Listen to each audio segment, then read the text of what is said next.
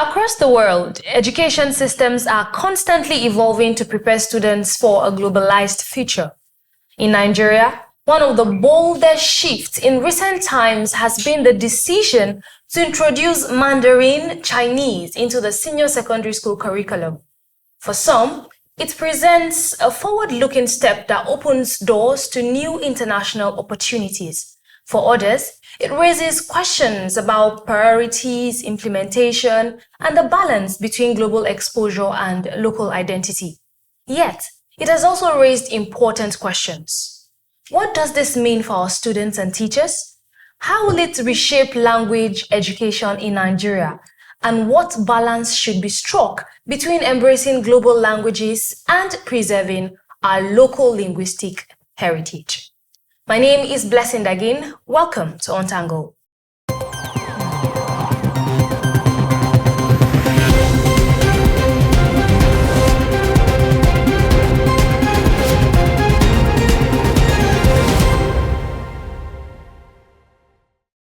Well, on this episode of Untangle, we explore the policy, the promises, and the potential challenges of embedding Mandarin into Nigerian schools.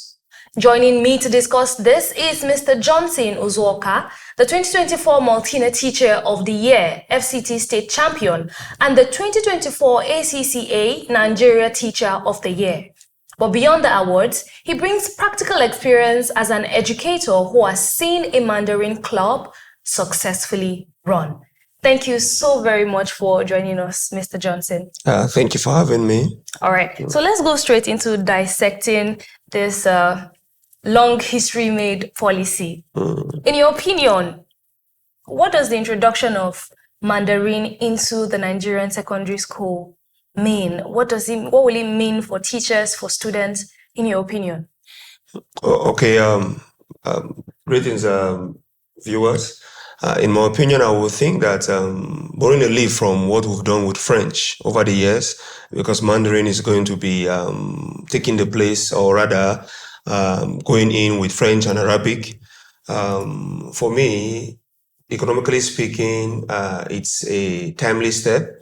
China is becoming more and more part of our economy. We hear every day that the government has borrowed A, B, and C from China. We hear that a lot of construction opportunities that come our way as a people is coming from China. It's only right that we should have Mandarin as one of our foreign languages. I think that if we have students who are looking to school in the UK, in Canada, in the US, which are the destinations of choice, and maybe the Arab world, in a matter of years, you could have a lot of our people now going to China.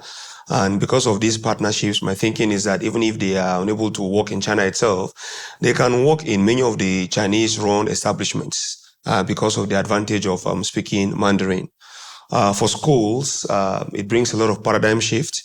I say so because with Arabic, there's a buy-in already from the religious angle. It makes it easy for Muslim brothers to be able to understand the Holy Quran.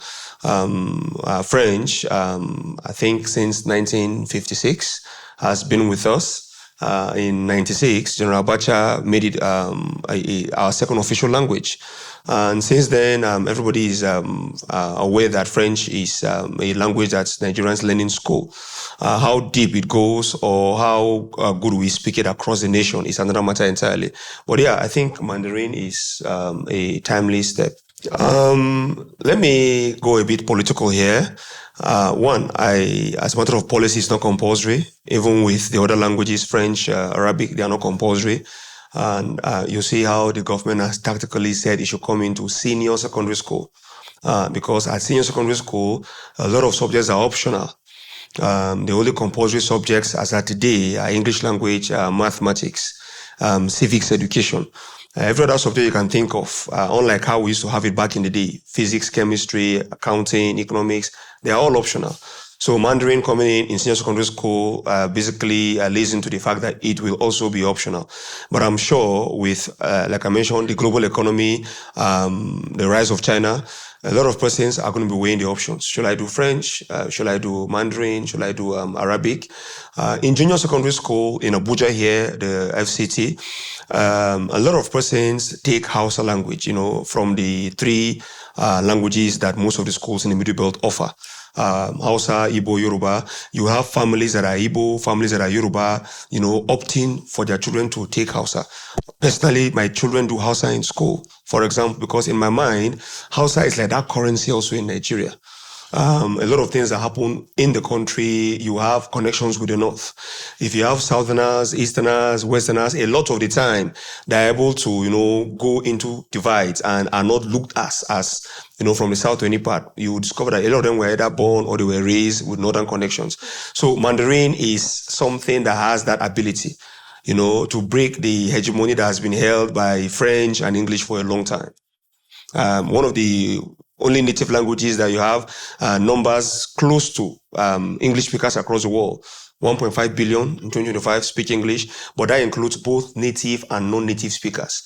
While Mandarin, you have about 1.1 billion who are native speakers. So Nigeria and some other countries who are towing this path are going to be joining the list of non-native speakers who want to learn it. All right, so that's very interesting. Very, very interesting, I must say. So now, being that your school has, for some time now been running a Mandarin club, what would you say are the, challenges or opportunities you foresee when it comes to this very big milestone for Nigeria? From that perspective, I would say that before now, it wasn't like a government proclamation. It was something that the school felt that they wanted to have Mandarin, given the population size around the world that speaks it. So as a club, we were only focused on getting someone that could speak Mandarin, that could teach passable Mandarin. That was the focus. But, with the government's announcement now, what it will mean would be that you want to get somebody that is qualified to actually teach Mandarin, not just having the ability to speak it now, but is a person qualified to teach it. I'm very sure that the government will also have checks, maybe from the Directorate of Quality Assurance, who, like they would do for other subjects, will also be doing for Mandarin. And I imagine that exam bodies like our local exams like WAEC, like NECO, at some point will also begin to test Mandarin at the end of the senior secondary school, the way they do Arabic and they do French. So policy implementation would be where I think we need a lot of work to do. Do we have enough persons in the country? Will they be foreigners? Will the government, take part in how these persons are maybe distributed to schools, or will schools be allowed to on their own begin to seek persons that can teach? Would there be so much talk about the qualification, or like we did when we were just running the club? Would schools just be allowed to get someone that can speak Mandarin? When will testing starts? Those issues around documentation and policy frameworks. So, but what opportunities? Definitely, you've highlighted the fact that the economic value is there. Establishing a more solid relationship. But what other opportunities? I mean, from the people that have willingly taken this language. Yeah, as a club. Exactly. What opportunities did you see them foreseeing, for deciding to go into that on a personal ground now? Okay. I think that one of the major opportunities for the young persons, the students, who would be opportune to take up this opportunity would be, for me, work opportunities, scholarship opportunities. Thinking about it now, would recall a student or two who had been in the Mandarin club when they were in school. And some of them ended up going to China, for their undergraduate studies. Before now, China is not a destination for most Nigerians that are looking to go abroad to study. It's usually the UK, Canada, the US, and recently the Arab world. But with these bilateral relations that the Nigerian government is striking with China, I think it will open more doors. You learn Mandarin, we can give you scholarship opportunities, you go study China, maybe there will be opportunities to stay back or come back, work with the government, work with Chinese-run establishments. And we have a lot of those now. We have a lot of those. A lot of our constructions in the country are Chinese-run.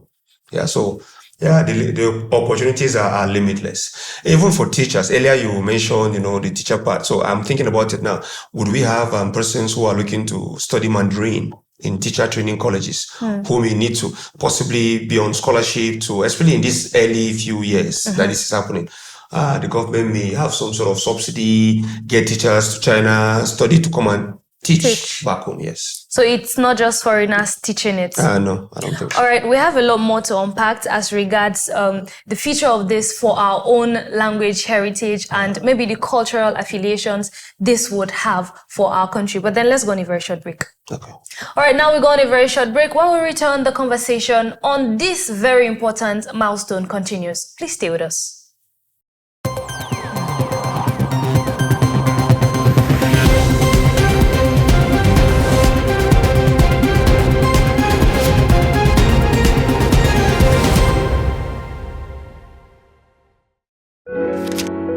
Everybody has a stake in making the world a better place with love and compassion. As we thrive daily, we continue to strive to face the many challenges that faces our earth because together we all matter. On one side, we are exploring the captivating stories, the trends, the glamour, while on the other hand, we're looking at the love, the care and compassion from our champions. In our Stars Quiet Cove lies the burning passion for humanity, which is seldom known and unsung to the world. Join me on Famed to look at the flip side of your favorite beyond the regular.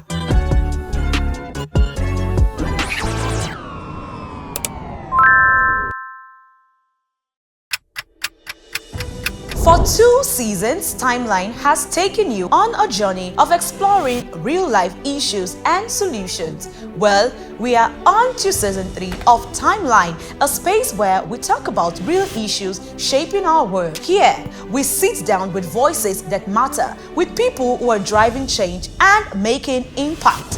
We are talking about more than just problems. We're talking about the attainment of our collective commitment, the global goals, the SDGs, and of course, our community-specific targets. Our conversations aren't just about highlighting problems. They're about finding solutions that truly works, solutions that touches lives and impact the globe.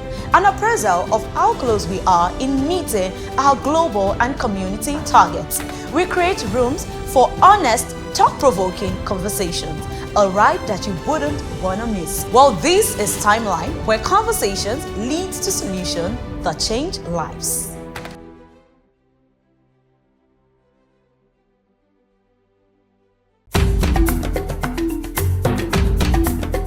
Culture connects us beyond borders. It's a bridge between traditions, creativity, and the future. Culture is alive, shaping identities and communities every day. Art tells stories of resilience and vision. Artists blend tradition with innovation. Cultural preservation creates sustainability and empowerment.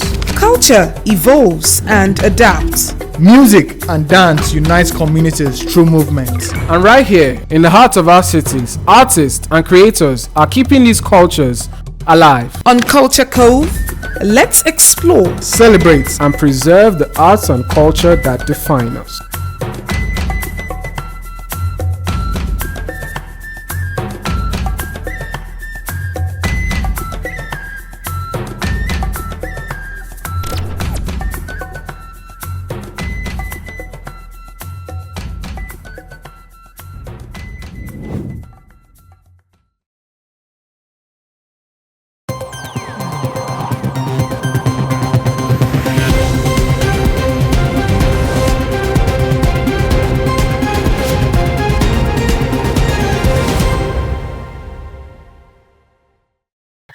All right, thank you so much for staying tuned. This is Untangle right here on Hued Network, and I'm here speaking with Mr. Johnson on the just included Mandarin language into the Nigerian secondary school curriculum. All right, so I was saying we need to talk about the future of this when it comes to our own language heritage as a nation. Yeah, it's good that we're trying to, of course, establish ties with people, foreigners outside. But then what does it mean for our own local languages here? Since apart from Hausa, Yoruba, Igbo that are, incorporated into our secondary schools, there are no other, languages. Indigenous language. Exactly. So if we talk on the path of increasingly introducing foreign languages, what does this say for our heritage?